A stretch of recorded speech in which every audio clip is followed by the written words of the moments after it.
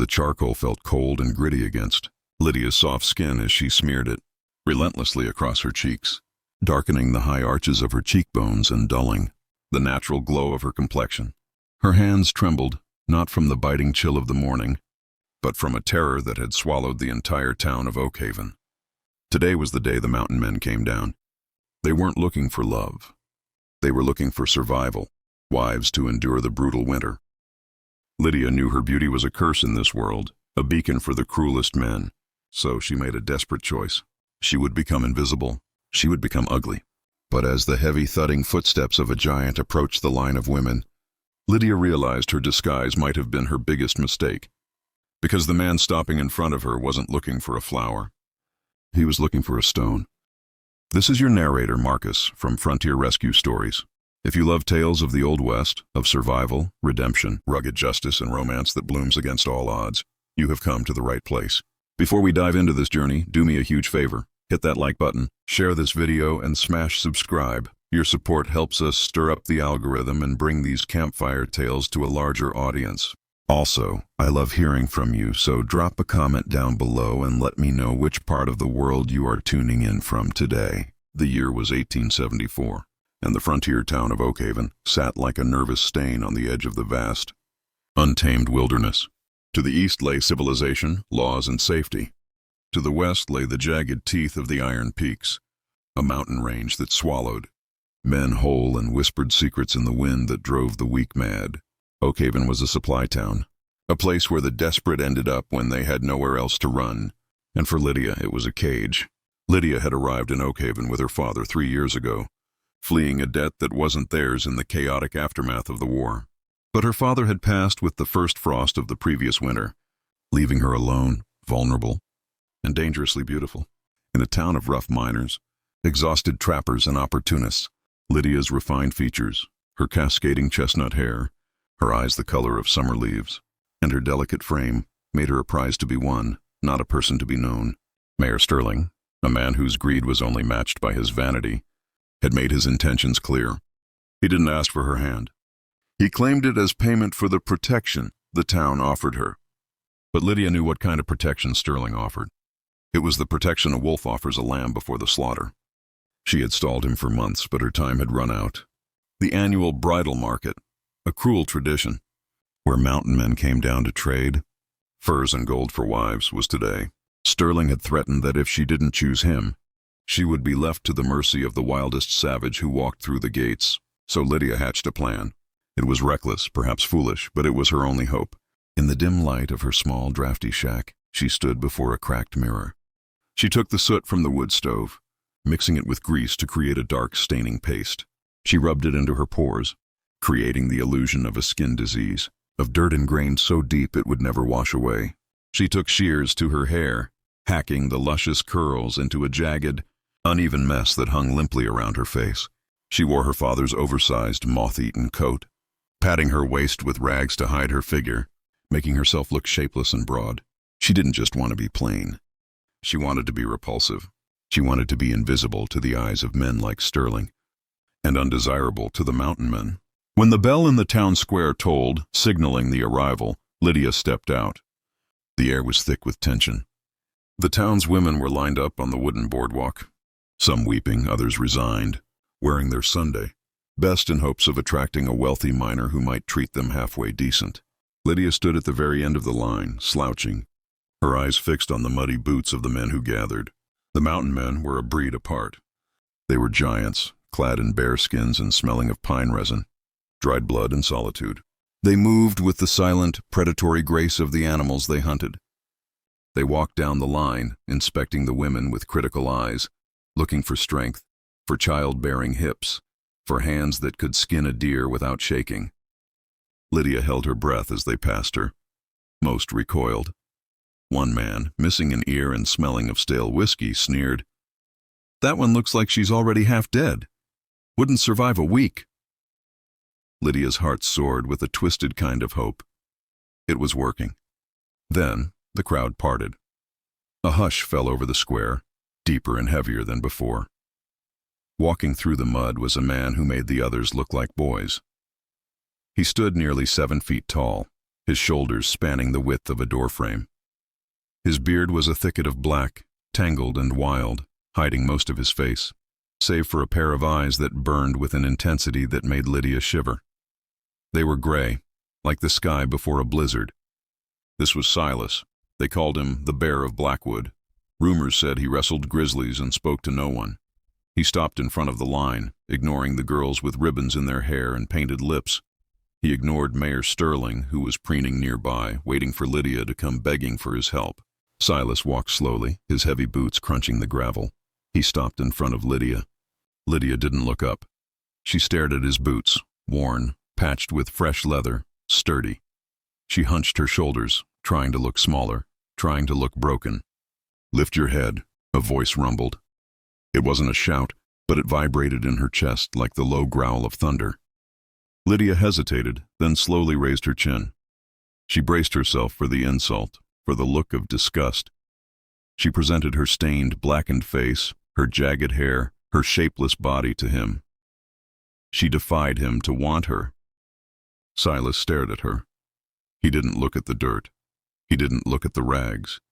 His gray eyes seemed to bore straight through the soot, straight through the act, searching for something else. He looked at her hands, hands that were calloused from chopping her own wood since her father died.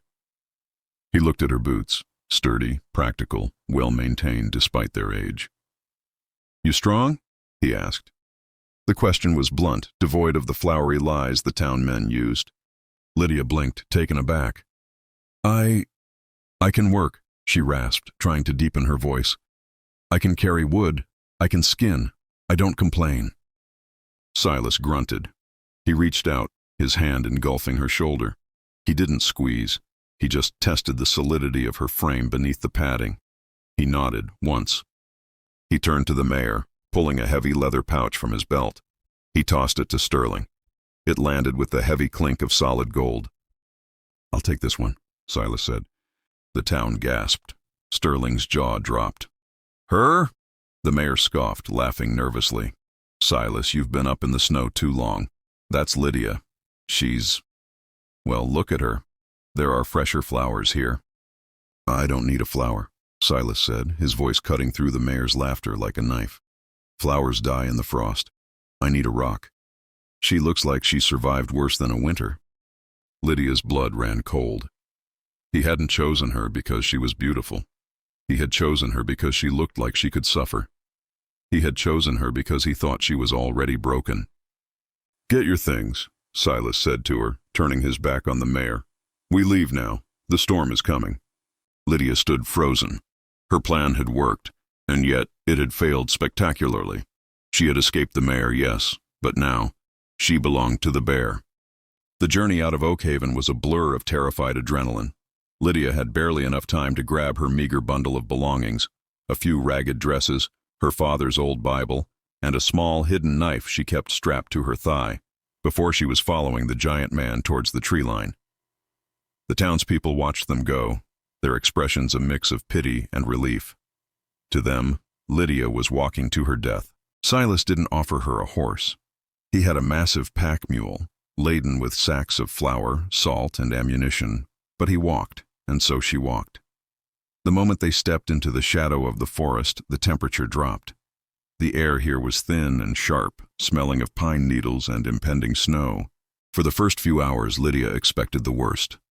She kept her hand hovering near the hidden knife, her muscles coiled tight, waiting for him to turn on her, to demand what men usually demanded. But Silas ignored her. He walked with a relentless, ground-eating stride, his eyes scanning the ridges above them. He didn't speak. He didn't look back to see if she was keeping up. He simply existed, a force of nature moving through his domain. Lydia struggled. Her padded clothes were heavy, and the soot on her face itched maddeningly as she sweated. The incline was brutal. Her breath came in short, painful gasps, but she refused to ask him to slow down. If she showed weakness now, she feared what he might do. "I am a rock," she told herself, repeating his words. "I am a rock. Rocks don't break." By late afternoon, the sky had turned a bruised purple, and the wind began to bite. They had climbed high above the timberline of the valley, entering the rugged, rocky terrain of the mid-mountain. The cold was a physical weight now. Lydia's teeth began to chatter, the sound loud in the immense silence of the wilderness. Silas stopped abruptly. He didn't turn around, but he held up a hand. Lydia froze, her heart hammering. Was this it? He dropped his pack and turned to face her. Lydia flinched, stepping back. Silas paused, his brow furrowing slightly. He looked at her shivering form, his expression unreadable beneath the beard. Without a word, he unclasped the heavy bear fur cloak he wore over his shoulders. "Put it on," he grunted, holding it out. Lydia stared at the cloak. It was enormous, warm, and smelled of him, earth and smoke. I'm fine," she lied, her voice shaking. "You're turning blue," Silas stated flatly. "Dead wife is no use to me. Put it on." It wasn't a request. Lydia stepped forward and took the cloak. The weight of it nearly buckled her knees, but the warmth was instant and overwhelming. It enveloped her completely, dragging on the ground. She looked up at him, surprised. He was now standing in just his buckskin shirt and trousers, exposing himself to the biting wind. Yet he didn't seem to notice the cold. "Why?" she asked, the single word escaping before she could stop it. Silas looked at her, really looked at her, for the second time that day. "You kept up," he said simply. "Most quit by the first ridge." He turned and began setting up camp. He moved with an efficiency that was mesmerizing. In minutes he had a fire crackling, a lean-to constructed from branches and canvas, and a rabbit skinning on a spit. He did all this without asking her for help, without commanding her. Lydia sat by the fire, the giant cloak pooling around her. She felt a strange pang of guilt.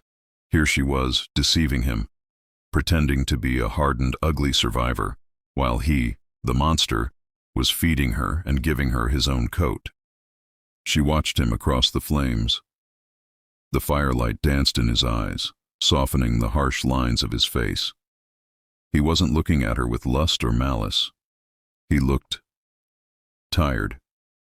"Eat," he said, handing her a portion of the meat on a tin plate. It was more than he took for himself. Lydia ate, her hunger voracious. As she chewed, she felt the grease and soot on her face cracking. She had to be careful. If he saw beneath the mask, if he saw the delicate skin and the high cheekbones, would he think she was mocking him? Would he think she was a spy for the mayor? "What's your name, girl?" Silas asked, breaking the silence that had stretched for hours. "Lydia," she whispered. "Lydia." He tested the name, his voice low. "Too soft for a mountain. You'll need a new name up here, something with grit." "I don't need a new name," she said, a flash of her old spirit returning. "Lydia survived the town. Lydia will survive the mountain." Silas looked at her, a flicker of amusement, or perhaps respect, dancing in his gray eyes. "We'll see," was all he said. That night, she slept on the side of the fire, wrapped in his furs. He slept on the cold ground, his back to her, a rifle cradled in his arms. Lydia didn't sleep well. She lay awake, watching the stars, which seemed brighter and closer here than she had ever seen them. She was terrified of the wilderness, terrified of the man sleeping 5 feet away. But for the first time in years, she wasn't terrified of a knock on the door. She realized then that the mountain was a different kind of prison. In the town, she was trapped by other people's desires. Here, she was trapped only by the elements. And the elements, unlike the mayor, didn't care if she was pretty. They only cared if she was strong. As she drifted off, she made a silent vow. She would keep the mask. She would be the ugly, sturdy wife he paid for. It was the only way to stay safe. But as she watched the rise and fall of the giant's breathing, she wondered how long she could keep hiding the truth from a man who seemed to see everything. 2 weeks passed.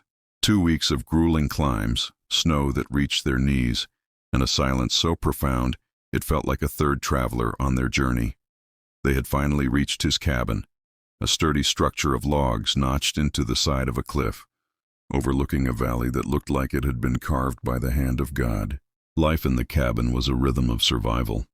Silas was a man of few words, but his actions spoke volumes. He taught her how to check the trap lines, how to smoke venison, how to mend the chinking in the walls with moss and clay. He never raised a hand to her. He never forced himself on her. In fact, he treated her more like a junior partner than a wife. He respected her silence, and in turn, she began to respect his. But the deception was wearing thin. Keeping up the disguise was becoming a torture. Every morning before Silas woke, Lydia would sneak out to the breathless cold of the outhouse to reapply the soot and grease, to mess up her hair, to bind her waist with the rags. Her skin was breaking out from the filth, itching and burning. She longed to scrub her face clean, to brush her hair, to just be clean. One afternoon, Silas went out to track a bull elk he'd spotted. "Be back by sundown," he had said, taking his rifle. "Bar the door." Lydia waited until he disappeared into the tree line. The moment he was gone, she grabbed a bucket and ran to the small thermal spring she had discovered a few hundred yards from the cabin. It was a hidden spot, steaming and warm, surrounded by high rocks. She had been eyeing it for days. She stripped off the heavy, smelly layers of wool and padding. She gasped as the cold air hit her skin, then sank into the steaming water with a moan of pure ecstasy. She grabbed a handful of rough sand and began to scrub. She scrubbed the soot from her cheeks, the grease from her forehead, the dirt from her neck. She untangled her hair, washing away the ash, letting the chestnut curls spring back to life, falling heavily wet down her back. She washed away the rock Silas had bought. She washed away the ugliness. She sat there for a long time, just feeling the water, feeling like herself again. She looked at her reflection in the still pool. The face staring back was radiant, flushed pink from the heat, her eyes bright and clear. She was beautiful, and for the first time in a long time, she didn't hate it. A twig snapped. Lydia spun around, splashing water, crossing her arms over her chest. Silas stood at the edge of the rocks. He had returned early. The elk trail must have gone cold. He stood there, his rifle slung over his shoulder, a brace of rabbits in his hand. He dropped the rabbits. They hit the snow with a soft thud. He stared at her. His mouth opened slightly, then closed. The gray eyes that usually held the calm of a winter storm were now wide with shock. He didn't see the grimy, hunchbacked woman he had brought up the mountain. He saw a goddess bathing in the steam. He saw the curves she had hidden, the flawless skin, the hair that shone like polished mahogany. Lydia couldn't breathe. The jig was up. He would be furious. He would think she had played him for a fool. He would see her beauty and become like the men in town, greedy, possessive, and cruel. She backed away in the water, her eyes filling with tears of panic. "I can explain," she stammered, her voice high and frightened. "Silas, please, Silas took a step forward. Lydia flinched, closing her eyes, waiting for the shout. "You—" His voice was a rumble, but it wasn't angry. It was confused. "You aren't scarred." Lydia shook her head, tears spilling over. "No." "You ain't ugly." "No." "Why?" He stopped at the edge of the water. He didn't come in. He turned his back to her, giving her privacy, a gesture of chivalry that shocked her more than any anger could have. "Get dressed, Lydia, or you'll freeze." Lydia scrambled out of the water, throwing her clothes on, without the padding. She didn't reapply the soot. There was no point now. She wrapped her hair in a towel and walked back to the cabin, her heart pounding in her throat. Silas was inside, stoking the fire. He didn't look up when she entered. The tension in the room was thick enough to choke on. "Why?" he asked again, staring into the flames. Lydia took a deep breath. She told him everything. She told him about Mayor Sterling, about the debts, about the men who looked at her like a piece of meat. She told him about the fear that had driven her to make herself hideous, hoping that being ugly would mean being safe. "I thought," she whispered, her voice trembling, "I thought if you bought a workhorse you wouldn't look for a prize mare. I just wanted to be left alone, Silas. I just wanted to survive." Silas remained silent for a long time. The fire crackled, popping loudly. Finally, he turned to look at her. He looked at her clean face, really seeing her for the first time. "You think I'm like them?" he asked quietly. "You think I brought you up here to use you?" "I didn't know," Lydia admitted. "Every man I've ever met, they change when they see me. They get hungry." Silas stood up. He towered over her, but he didn't loom. "I am not a town man, Lydia. I don't care about pretty. Pretty don't skin a buck. Pretty don't chop wood. Pretty don't keep you warm when the blizzard hits." He stepped closer, reaching out a hand. Lydia held her breath. He brushed a stray lock of damp hair from her forehead. His fingers were rough, calloused, but his touch was incredibly gentle. "You tricked me," he said, his voice dropping to a gravelly whisper. "But not the way you think. You showed me you were strong first. That's what matters to me." He pulled his hand back. "You don't need dirt, Lydia. I chose woman who walked up that mountain without complaining. That woman is still under there, am not she?" Lydia nodded, a sob catching in her throat. "She is." "Good," Silas said, turning back to fire. "Then dinner's in pot. Stir it." And just like that, the fear broke. He didn't pounce. He didn't demand. He accepted her. But dynamic had shifted. He knew her secret now. And Lydia realized with a start that she no longer wanted to hide from him. She wanted him to see her. All of her. Winter arrived in earnest a week later. The world turned white, the snow piling up against the cabin walls until it blocked the windows. They were snowed in, isolated from the rest of the world. But inside the cabin there was a warmth that hadn't been there before. Lydia no longer wore the rags. She wore a simple wool dress she had sewn from the fabric Silas had traded for. She braided her hair. She moved around the cabin with a lightness she hadn't felt in years. She and Silas talked now. He told her stories of the mountains, of the wolves, of the time he fought a cougar with nothing but a knife. She read to him from her father's Bible in the evenings, her voice filling the small space. They were building something. It wasn't quite love yet. It was too fragile, too new. But it was trust. Deep, unshakable trust. But the past has a way of climbing even the highest mountains. One morning, the dogs, two massive wolf hybrids Silas kept, began to bark furiously. Silas was instantly alert, grabbing his rifle. "Someone's coming," he said, peering through the crack in the heavy oak door. 3 riders struggled to get through the drifts. Lydia's heart stopped. "Who?" Silas squinted. "Town clothes, fancy coats, not mountain men." Lydia rushed to the peephole. Her blood turned to ice. Leading the riders, on a black horse that was frothing from the exertion, was Mayor Sterling. "He found me," she whispered, terror seizing her throat. "He came for me." Silas looked at her, his face hardening into stone. "That the man?" "Yes," Lydia choked out. "He must have hired a tracker. Silas, he won't leave. He thinks I belong to him." "You belong to no one but yourself," Silas growled. He checked the load in his rifle. "Stay here. Don't come out unless I call." "No," Lydia grabbed his arm. "He'll kill you. He has men with guns. Silas, please, I'll go out. I'll tell him I made a mistake. I'll go back. I can't let you die for me." Silas looked down at her hand on his arm. He covered it with his own large hand. "You think I'm afraid of a soft-handed mayor and 2 hired guns? This is my mountain, Lydia. They're just guests." He looked her in the eye. "And I don't give up what's mine. And you are my wife." He stepped out into the snow, the wind whipping his beard. He stood on the porch, a giant of a man, his rifle cradled casually in his arm. "Far enough," Silas's voice boomed over the wind. Sterling pulled his horse up, breathless and shivering. He looked out of place, a peacock in a blizzard. "Silas," he shouted, "you have something of mine. We know you have the girl, the ugly one.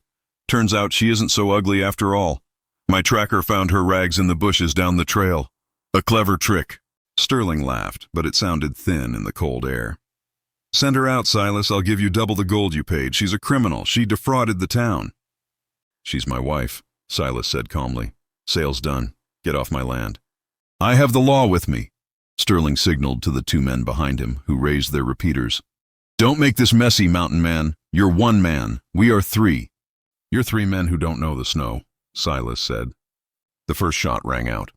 One of the hired guns fired, the bullet splintering the wood post next to Silas's head. Silas moved with a speed that defied his size. He dropped and fired in one fluid motion. The hired gun fell from his horse into the snow. The second man's horse panicked, rearing up. Lydia watched from the window, screaming silently. She couldn't just watch. She couldn't be the damsel while he fought for her. She saw Sterling aiming his pistol at Silas while Silas was reloading. Lydia grabbed the heavy cast-iron skillet from the stove. It was the only weapon she had close by. She threw open the door and ran out onto the porch. "Sterling!" she screamed. The mayor turned, distracted by the sudden movement. "Lydia!" He grinned, his eyes lighting up as he saw her, clean, beautiful, wild in the wind. "There you are, my beauty."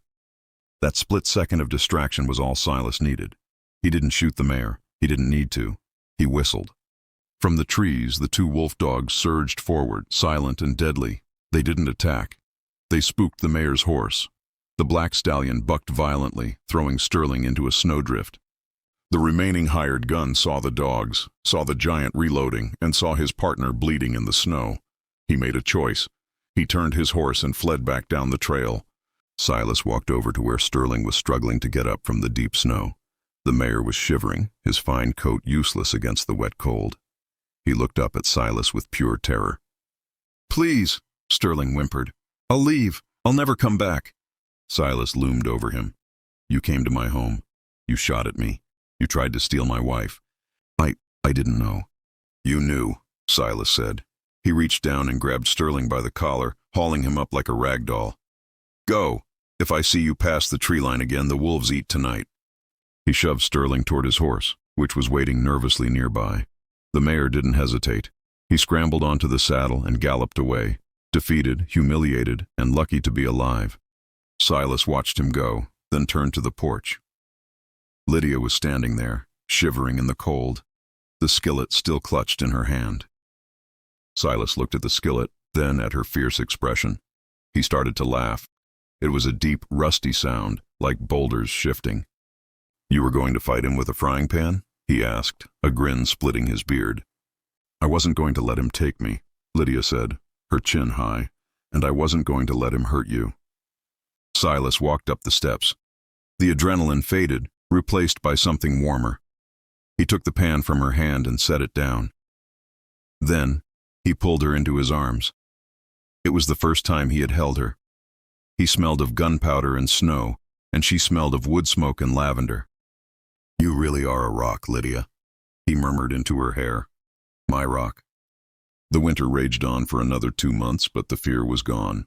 The threat of the mayor had vanished down the mountain, and with it the last barriers between Lydia and Silas. They fell into a life that was hard, demanding, and beautiful.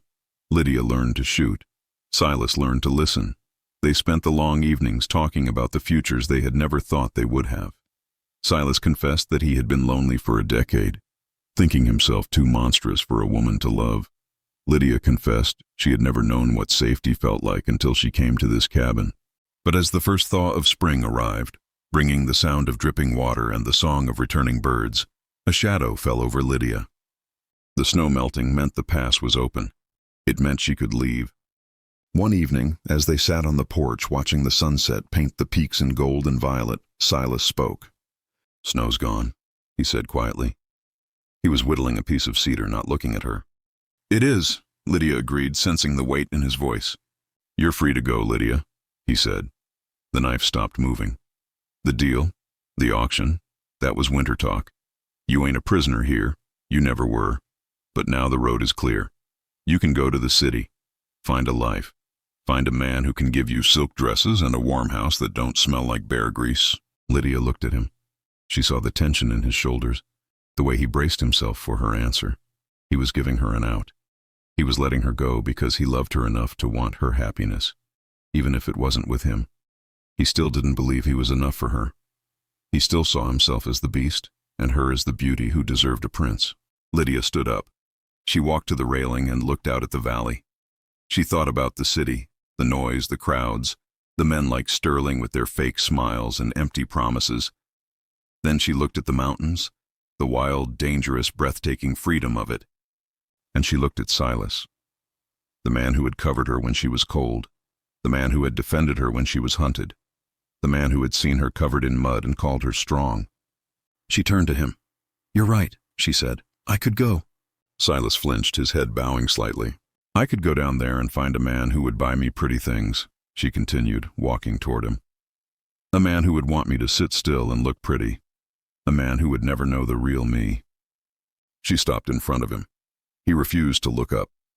"But," she said softly, reaching out to take the knife and the wood from his hands, setting them aside. She took his large, scarred hands in hers. I don't want a man who wants a flower, Silas. I want a man who wants a rock. Silas looked up then, his eyes searching hers, hope warring with disbelief. You want to stay? He asked, his voice rough. Here, with me? It's a hard life, Lydia. It's cold. It's lonely. It's not lonely, she smiled, tears pricking her eyes. Not anymore. And I'm not afraid of the cold. I have a bear to keep me warm. Silas slowly rose from the chair. He looked at her with a reverence that made her heart ache. I am not handsome, Lydia. I am not rich. You are the richest man I know, she said fiercely. And to me, you are beautiful. Silas let out a breath he seemed to have been holding all winter. He cupped her face in his hands, his thumbs tracing her cheekbones, the ones she had tried so hard to hide. I love you, Lydia, he said, the words clumsy but powerful. I choose you. Not the disguise, you. And I choose you, she whispered, my husband. He kissed her then. It wasn't the stolen kiss of a bandit or the greedy kiss of a mare. It was the kiss of a mountain man, slow, deep, and enduring as the stone beneath their feet. In the end, Lydia had pretended to be ugly to save her life, but in doing so she had found the only man who could see the true beauty of her soul. She had escaped the world of men to find a world of one man, and high up in the Blackwood peaks, where the air was thin and the love was rare, Lydia and Silas built a life that became a legend, a story whispered in the valleys below of the beauty who ran to the beast, and the beast who turned out to be the only true man among them. And that, my friends, is the story of Lydia and Silas. It reminds us that sometimes the masks we wear to protect ourselves end up hiding us from the very people who are meant to love us. True love isn't about finding someone who loves your face. It's about finding someone who loves your strength, your scars, and your soul. I hope this story warmed your heart as much as it did mine. If you enjoyed this tale of survival and romance in the Wild West, please give this video a big thumbs up. It really helps the channel grow and lets me know you want more stories like this. Don't forget to hit that subscribe button and ring the notification bell so you never miss a journey into the frontier. We have so many more rescue stories, mountain man legends, and tales of forbidden love coming your way. Check out the playlist on your screen right now for more frontier rescue stories. Now, I have a question for you. If you were in Lydia's shoes, would you have chosen the safety of the city or the freedom of the mountains with Silas? Let me know your thoughts in the comments below. Until next time, stay wild, stay safe, and keep the stories alive. Goodbye.